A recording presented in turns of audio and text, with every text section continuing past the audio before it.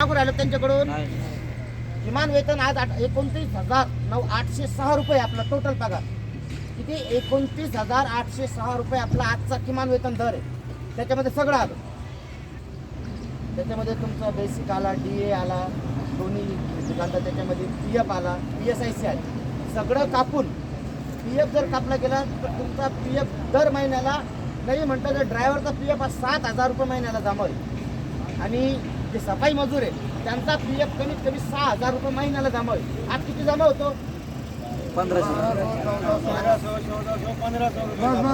1500 भी नहीं है भैया, बड़े मुश्किल से 1500 गिने चुने जो फरवरी को लगे उसका, बरोबर आहे.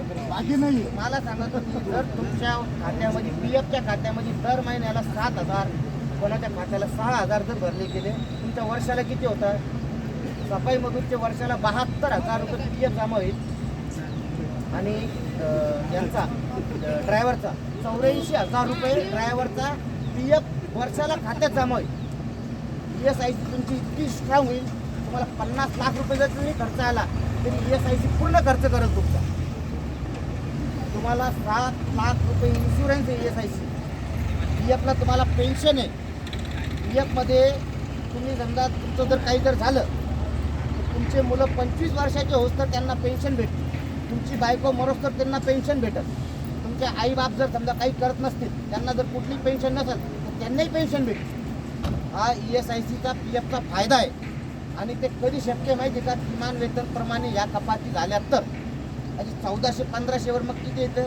700-800 रुपये तुम्हाला पेन्शन लागेल. मग 1,000 रुपये जास्तीत जास्त रिटायर झाल्यावर. किंवा तुम्ही माझ्या तर मी जर मेलो तर उद्या माझ्या बायकोला 1,000-1,200 रुपये पेन्शन भेटत त्या पगारावर बरं. आणि ती जर ESICच्या नियमानुसार ESIने किमान वेतन नियमानुसार जर ती माझी ESIC जर कटली आणि PF जर तो कटला तर माझ्या बायकोच्या हातामध्ये कमीत कमी 5-10 लाख रुपये येतील. इन्शुरन्सचे 7 लाख रुपये भेटतील. आणि तिला कमीत कमी माझे 25 वर्षाच्या लेकराखाली सगळ्यांना धरून जर 4 लेकरं असतील आणि ती एकटी असेल तर यांना कमीत कमी 7-8 हजार रुपये महिन्याला तिला पेन्शन भेटेल. ही गोष्ट ध्यानात ठेवा. हा किमान वेतनाचा फायदा आहे. हा फायदा आपला सगळ्यांचा होणार आहे. त्याच्यासाठी सगळ्यांनी एकजुटीने राहा. आणि कुठलाही प्रॉब्लेम जर आला तर आम्हाला फोन करा. आम्ही त्या सुपरवायझर असतील, झोनल असतील, तुम्ही वाद नका घालू, आम्ही त्यांच्याशी बोलू. तुम्ही वाद नका घालू, आम्ही बोलतो त्यांच्याशी. हे पण आपलेच बंधू आहे, त्याच्यामुळे काही एवढं घाबरून जाऊ नका. काही कोणी करत नाही, कोणी काही करत नाही. हे फक्त घाबरायचे प्रयत्न चालू असतात. त्याला धरायचं साईडनं नाही तर त्याला धरायचं साईड. सगळ्यांना बोलवा मग बोला म्हणायचं. ते एखादं येऊन बोलवायचं बाबा तुला कामावर काढायला लावतो. आत्ता आपण इथं बसेल, आता येऊन बोला म्हणा आम्हाला. बोला आत्ता येऊन आम्हाला का तुम्हाला कामावरून काढायची धमकी दिली म्हणून बोलतील का येऊन? का बरं नाही बोलणार? कारण कायदे आहे साहेब, त्यांनाही माहिती कायदे काय असतं म्हणून. पण बळजबरी कुठंतरी लोकांना आपल्याला याच्यामध्ये दबावात घ्यायचं आणि त्याला घाबरून टाकायचं, तोच विषय. बाकी दुसरा काही विषय नाही. हे बघा, आणि अजून एक आपला महत्त्वाचा एक मुद्दा असतो आपला भांगारचा जो असतो. नाही बघा, भांगार जेव्हापासून महानगरपालिका 40 वर्षापासून चालू झाली तेव्हापासून ते बंद नाही झालं. तर आता कधी बंद होणार ते भांगार? अरे आप तो परमानंट लोग कंपनी आपल्या शहरात मागून 6 वर्षापासून काम करते. बरोबर आहे. मागून 6 वर्षापासून ती गोपीनाथ रेड्डी काम करते म्हणून आज लोकांना भांगार जास्त दिसतंय. मागून 40 वर्षापासून परमानंट लोक आहे, काही एजंट यांच्या थ्रू एकत्र उचलायचं काम चालू होतं. काम बंद होतं का? रेड्डी कंपनी असताना नव्हती तेव्हा काम बंद होतं का? काम चालूच होतं ना.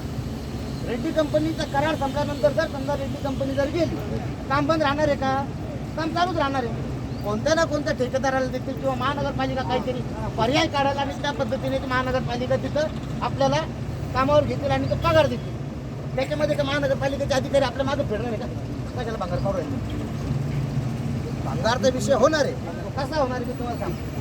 भांगारचा विषय इथे देणार म्हणतात. कुठं? इथं आम्हाला द्या.